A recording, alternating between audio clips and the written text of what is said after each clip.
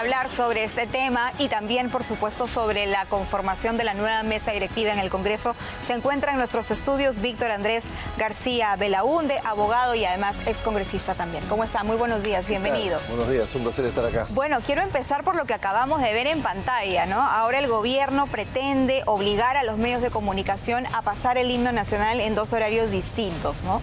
Pero esto es un poco más de lo mismo también, porque ya hace algunas semanas me refiero al hecho de que el Ejecutivo quiere de alguna manera tener injerencia en los medios de comunicación privados. Lo vimos hace algunas semanas con el asunto este de que quería una franja, ¿no?, educativa para tratar temas sobre la violencia. Y claro, esto se podía prestar a una injerencia directa de parte del Ejecutivo en la agenda de los medios. Bueno, yo no veo todos los medios ni sé lo que todos los hacen, pero en los medios que yo escucho y veo, siempre se pasa el himno nacional.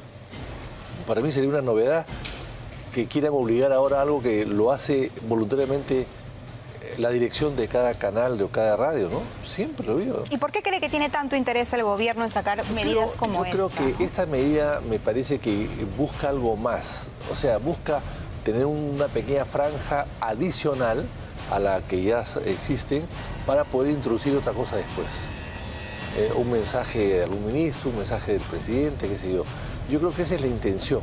Claro, y lo vienen intentando Además, hace buen rato, porque han habido propuestas incluso del propio Premier Arana, que luego han tenido que retroceder, ¿no?, sobre la marcha porque se han dado cuenta el nivel de crítica y que no sería lo más conveniente, ¿no? Pero hay un gobierno ahí que intenta como intervenir, ¿no?, los medios de comunicación. Hay una mala intención, ¿no? Una mala intención que se huele, que se siente, ¿no?, que se percibe en poder introducirse y tener algún tipo de espacios o de tiempo dentro de los medios de comunicación para poder hoy día poner el himno nacional y mañana pues el himno de cada región o de cada departamento, de cada provincia. O como dice usted, del mensaje del ministro, o de la presidenta. O un mensaje sutil de un ministro hablando de fiestas patrias. En fin, yo creo que eso es la idea.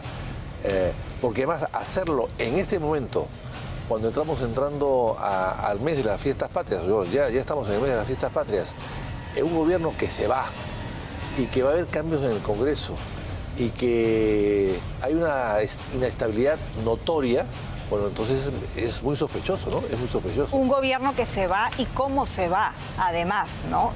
Acabamos de ver que la presidenta estuvo en Iquitos y minutos antes de que llegara hubo un tremendo enfrentamiento porque hay un rechazo de la población a la figura de Dina Boluarte. Lo mismo pasó en Arequipa. Claro, no fue ella directamente, fue hacia un ministro, pero finalmente el mensaje viene siendo el mismo. ¿Considera usted? Y lo manejan mal, porque en Iquitos lo que la gente quería era hablar con la presidenta. Ya, yo entiendo que no puede hablar la presidenta con 2.000 o 3.000 personas que están afuera, pero sí puede hablar con 10 o 20. Hay una delegación que ingresa a la base aérea y que conversa con ella. Pudo haberlo hecho. O sea, claro, pero el problema es que la presidenta no habla, pues, no habla con la prensa, no acepta preguntas. Cuando acepta preguntas dice, bueno, eso no te voy a contestar, siguiente. Entonces, así como puede haber una comunicación fluida entre la máxima representante del Estado, los periodistas y finalmente la población, ¿no? Si ella no tiene la experiencia adecuada para tratar este tipo de temas, debe tener asesores de prensa, asesores políticos. Hay un señor Santibáñez que está en su despacho que funge de asesor. O sea, tiene dónde recurrir. Debería recurrir a las... Pero son los mejores asesores, le pregunto esto porque ella ha querido incluso tener su programa de televisión cada domingo a las 8 y en realidad... Y además el título era bonito. Era bonito, ¿no? Pero bueno, lo que ha frenado esta iniciativa de la presidenta y de sus asesores era el tema de neutralidad electoral. Bueno, pero de lo contrario lo hubiésemos tenido a lo Hugo Chávez, ¿no?, con a lo presidente o Nicolás Maduro todos los domingos a las 8 de la noche. Lamentablemente la inteligencia de las personas es darte cuenta lo que puedes hacer y lo que no puedes hacer. Lo que crees que debes hacer y lo que crees que no debes hacer. Ella, si se da cuenta de eso, bueno, parecería que no se da cuenta, debería recurrir a personas especializadas y con mucha experiencia en política que existen en el Perú, por suerte. De tal manera que me parece que ella no está recurriendo sin saber nada, no recurre a la gente que sabe para que puedan acceder, insisto, en Iquitos, que es un pueblo amigable, muy cordial, no es un pueblo agresivo en absoluto.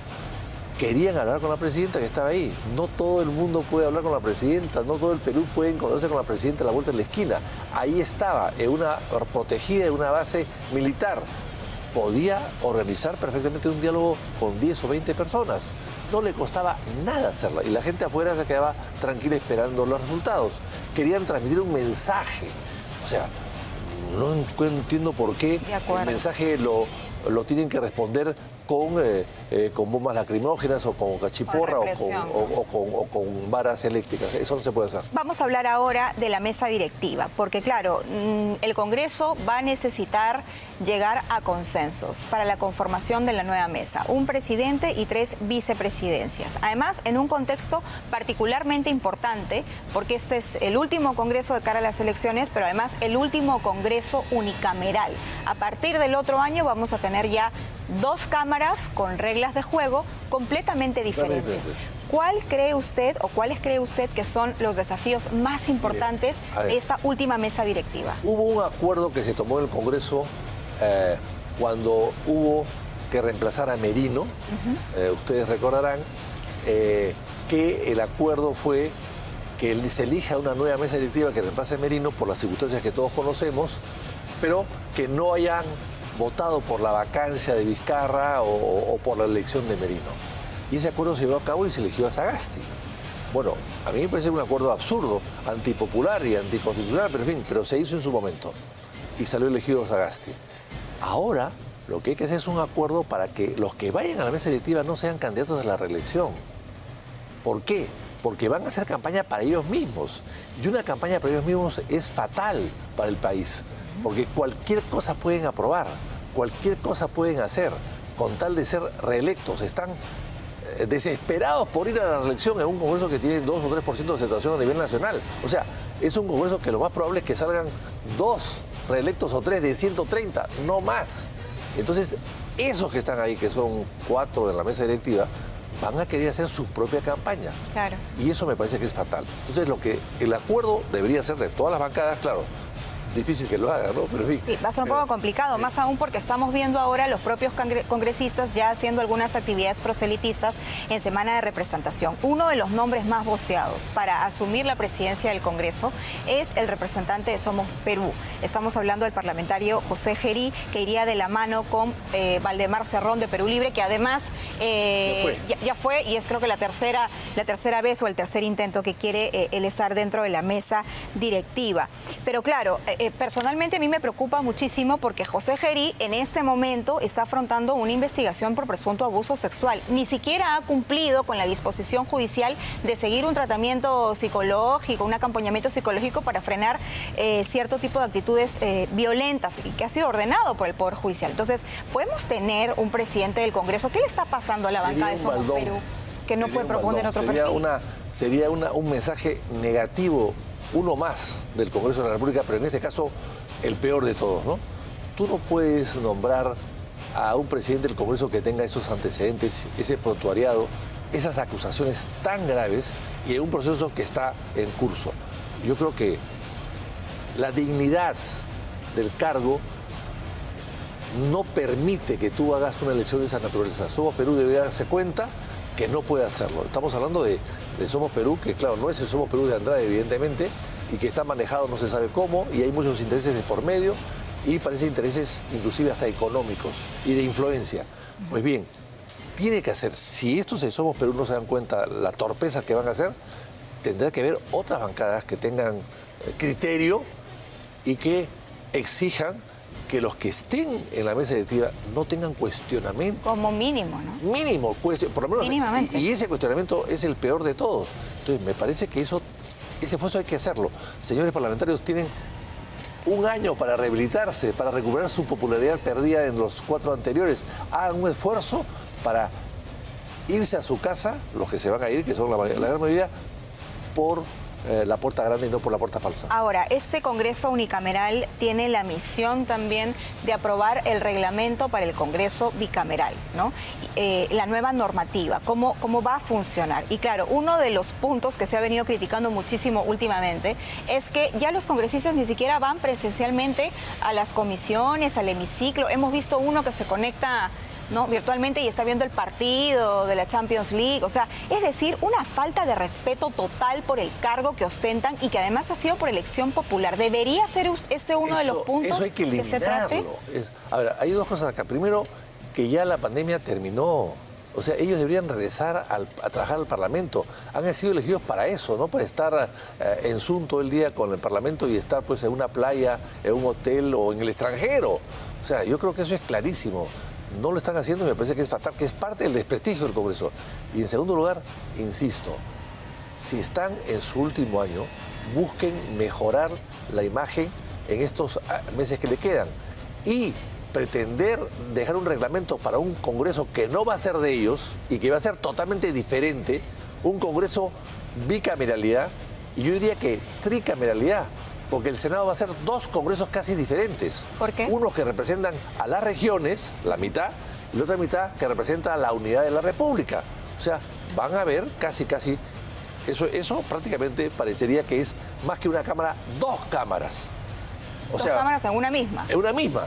O sea, vamos a volver un poco al Congreso tricameral de Bolívar de hace 150 años o 180 años. Ahora, ese es un escenario que puede ser sumamente polarizado. Entonces, ¿qué saben los actuales congresistas de lo que va a pasar más adelante? Primero. Y segundo, ¿van a aceptar los nuevos congresistas el próximo año un reglamento que no ha sido hecho por ellos? No, no lo van a aceptar. Así de simple. Entonces, no pierdan el tiempo. No hagan esas cosas. El próximo Congreso lo hará como lo hace siempre. Cada Congreso nuevo que ha llegado, el Congreso del Constituyente del 78, el Congreso del Constituyente del 92, 93, hicieron su propio reglamento. Entonces cuando debe llegaron. ser el nuevo Congreso Por que haga supuesto su que sí. no es. Ya hay antecedentes. Siempre ha sido así. No cambien las cosas porque las cosas que se cambian no funcionan. Hay algunas denuncias importantes, por ejemplo, en la Subcomisión de Acusaciones Constitucionales. Acaba de admitir una contra Delia Espinosa, la fiscal de la Nación, por presuntamente haber favorecido a Pablo Sánchez. Pero así hay varias. También hay otra contra Martín Vizcarra y tal. ¿Cómo van a quedar estas acusaciones? Porque, claro, el tiempo ya viene siendo corto, ¿no? Tiene que terminarse. Casualmente, en el tiempo corto tienen que apurarse para acabar. Me parece fatal la acusación de la intervención del fiscal de la Nación, ¿no? Fue de Pablo Sánchez ante un allanamiento de una institución, ¿no? Y que se suspende el allanamiento por una llamada telefónica. Eso es fatal. Y eso se debió haber hace mucho tiempo atrás. Y que Delia Sánchez habría ordenado el archivo de la investigación a Pablo Sánchez. Así, además, y que la actual fiscal de la Nación, con el voto, por el voto, más que por el voto del señor Sánchez, fue elegida y le perdona este tipo de proceso, que es un proceso totalmente irregular. Por eso es que yo siempre he sostenido y presenté un proyecto de ley en su momento que hasta ahora no se ha visto. Es decir, primero, que no pueden haber 5 fiscales supremos, tiene que haber por lo menos 9. En primer lugar. Y en segundo lugar, el fiscal supremo debe ser el primero entre iguales, el vocero de todos ellos, y no tener una serie de atribuciones que tiene hoy día como sacar y poner fiscales. Y en tercer o cuarto lugar, no puede elegirse el fiscal de la Nación entre votación interna, porque divide. Hay una confrontación que deja heridas y que divide al Ministerio Público. Tiene que ser como siempre fue en el pasado, es decir, que se elijan fiscales de la Nación o presidentes del Poder Judicial a los jueces supremos o fiscales supremos más antiguos. Bien. Punto. Muchas gracias. Ha sido Víctor Andrés García Belaúnde hablando desde la sensatez y desde la experiencia. Muchas gracias por estar con nosotros esta mañana.